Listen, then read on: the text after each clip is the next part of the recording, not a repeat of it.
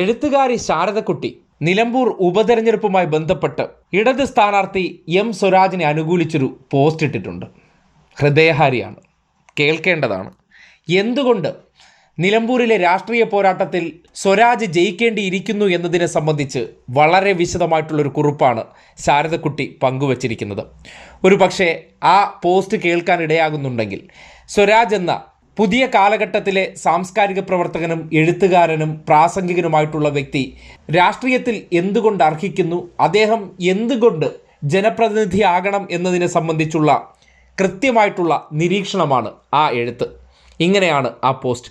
സാംസ്കാരിക പ്രവർത്തകർക്കൊപ്പം നിലമ്പൂരിലേക്കില്ലേ എന്നൊരു സുഹൃത്ത് മെസ്സഞ്ചറിൽ. എനിക്ക് വ്യക്തമായ ഉത്തരമുണ്ട്.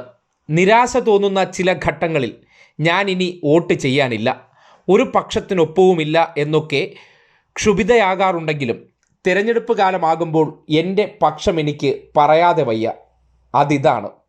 സാംസ്കാരിക പ്രവർത്തകയോ എഴുത്തുകാരിയോ എന്ന നിലയിൽ എന്നെ അറിയുന്നതിലും എത്രയോ ആളുകളുടെ ബഹുമാനവും അംഗീകാരവും രാഷ്ട്രീയ നേതാവ് എന്ന നിലയിൽ നേടിയിട്ടുള്ള ആളാണ് സഖാവ് എം സ്വരാജ്. നിലമ്പൂരിലെ വോട്ടർമാരോട് സഖാവ് സ്വരാജിന് വേണ്ടി വോട്ട് അഭ്യർത്ഥിക്കുന്നത് സഖാവ് സ്വരാജിൻ്റെ ഉറച്ച രാഷ്ട്രീയ നിലപാടുകളും അതിലെ സത്യസന്ധതയുമാണ്. അതിനു മുകളിൽ കയറി നിന്ന് എൻ്റെ പേരോ സ്ഥാനമോ അടയാളപ്പെടുത്താനാവില്ല. അതിനോട് സർവ്വ ബഹുമാനത്തോടെയും ഞാൻ എൻ്റെ ഐക്യദാർഢ്യം എപ്പോഴേ പ്രഖ്യാപിച്ചു കഴിഞ്ഞതാണ്. 2. എൻ്റെ ഇടതുപക്ഷ അനുഭാവം യോജിപ്പുകളോടെയും ചില വിയോജിപ്പുകളോടെയും പല ആവർത്തി വ്യക്തമാക്കി കഴിഞ്ഞതാണ്. എങ്കിലും അത് നിലമ്പൂരിൽ എന്നല്ല, കേരളത്തിൽ എവിടെയും തിരഞ്ഞെടുപ്പ് കാലത്ത് ഞാൻ എടുക്കുന്ന ഉറച്ച നിലപാടിനെ ഇളക്കുന്ന ഒന്നല്ല. ഏതെല്ലാം രാഷ്ട്രീയ അപജയങ്ങൾക്കിടയിലും ഞാൻ മനസ്സുറപ്പോടെ ചാരി നിൽക്കാൻ തിരഞ്ഞെടുക്കുന്ന ഒരു ചുമരാണത്.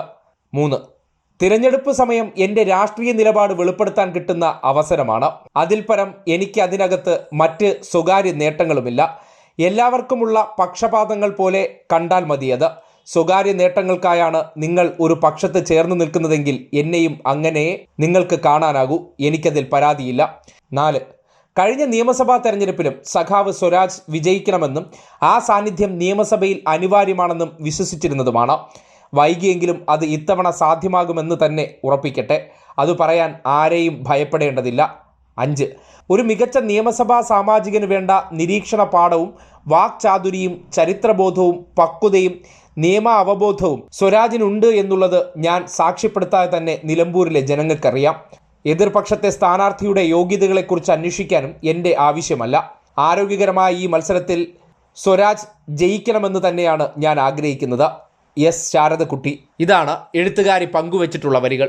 സ്വാഭാവികമായിട്ടും നേരത്തെയും KR മീര ഉൾപ്പെടെയുള്ള എഴുത്തുകാരികൾ സ്വരാജ് വിജയിക്കണമെന്ന ആവശ്യം ഉന്നയിച്ചതിന് പിന്നാലെ ശാരദക്കുട്ടി കൂടി എന്തുകൊണ്ടാണ് സ്വരാജ് വിജയിക്കേണ്ടത് എന്നതിനെ സംബന്ധിച്ച് അക്കമിട്ട് നിരത്തുമ്പോൾ കേരളത്തിലെ സാംസ്കാരിക മേഖലയിലുള്ളവർ സ്വരാജിൻ്റെ വിജയം എത്രത്തോളം ആഗ്രഹിക്കുന്നുണ്ടെന്നും ആ വിജയം കേരള രാഷ്ട്രീയത്തിലും ജനപ്രാതിനിധ്യ സഭയിലും ഉണ്ടാക്കാൻ പോകുന്ന മാറ്റങ്ങളെക്കുറിച്ച് കൃത്യമായിട്ടുള്ള ദിശാബോധത്തിൻ്റെ അടിസ്ഥാനത്തിൽ തന്നെയാണ് പരസ്യമായി തന്നെ ഈ അഭിപ്രായം പങ്കുവയ്ക്കുന്നതെന്ന് പറയാം.